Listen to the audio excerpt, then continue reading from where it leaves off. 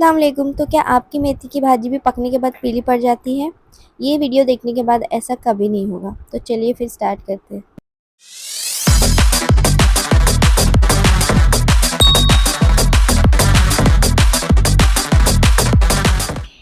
यहाँ पर मैंने ले लिया एक पैन, इसमें मैंने डाला है ऑयल। यहाँ पे 3 से 4 चम्मच मैंने तेल डाला है। आप अपने हिसाब से तेल कम या ज़्यादा कर सकते हैं। वैसे ये वाली जो भाजी है ना, वो थोड़ी सी ऑयली रहती है तो अच्छी लगती है खाने में। अब जैसे तेल गर्म हो जाएगा, मैंने यहाँ पे लिए एक लहसुन की कली, जिसको मैंने अच्छे से ठेस लिया है।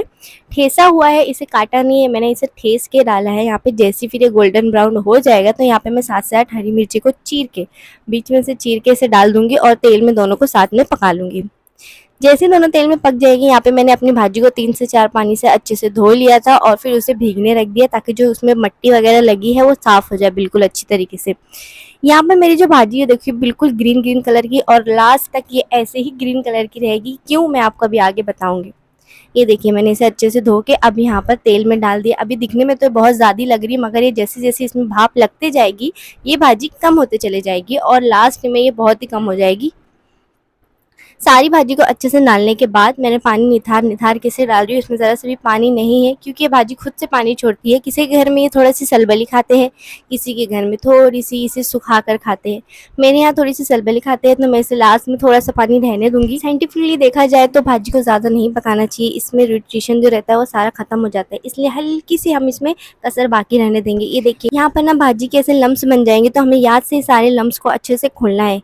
ये जो गट्ठा गट्ठा रहेगा ना, इसे खोल के हर तरीके से फैला देना, ताकि जो हर पत्ते पे भाप लग सके और हर पत्ता अच्छे से पक सके। यहाँ पर देखिए, भाजी ने कितना सारा पानी छोड़ दिया। अब इस पानी को हमको ड्राई करना है। यहाँ पर मैं आपको सबसे मेन टिप बताती चलूँ कि यहाँ पे हमें ढक्कन बिल्कुल नहीं लगाना है। पूरी भाजी पके तक, भाजी के ठंडे हुए तक हमें यहाँ पे लिड नहीं लगानी है। हमें भाजी को ढकना बिल्कुल नहीं है, क्योंकि भाप लगने के बाद ही भाजी को पीलापन आने लगता है और हमारी भाजी पीली हो जाती है। बहुत से लोगों के घर में पकती है, पकने के साथ साथ में ढक्कन लगा देते हैं और उसे छोड़ देते हैं, पकते रहती है और वो अंदर से पूरी पीली हो जाती है। देखो, मैं लास्ट तक इसमें ढक्कन नहीं लगाने वाली, और लास्ट में हमारी भाजी का कलर देखना बिल्कुल वैसा ही रहेगा। जैसे ही ये सारे लम्स अच्छे से निकल जाएंगे और ये हाई फ्लेम पे पक जाएगी, कम से कम 7 से 8 मिनट लगेगा इसे पकने में।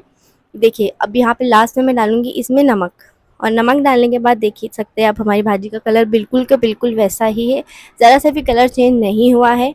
आप भी इस तरीके से ट्राई कर सकते हैं, देखना आपको पता चल जाएगा कि ढकने से भाजी पीली हो जाती है। आई होप आपको मेरी रेसिपी और ये टिप पसंद आई होगी। मैंने यहाँ सिंपल तरीके से भाजी बनाई। अगर आप चाहे तो इसमें दाल डाल सकते हैं, कीमा डाल सकते हैं और अपने तरीके से इस भाजी का टेस्ट को और भी बढ़ा सकते हैं। आई होप आपको मेरी ये टिप और रेसिपी पसंद आई होगी, तो प्लीज़ लाइक शेयर करिए और मेरे चैनल को सब्सक्राइब करिए नई रेसिपी के लिए।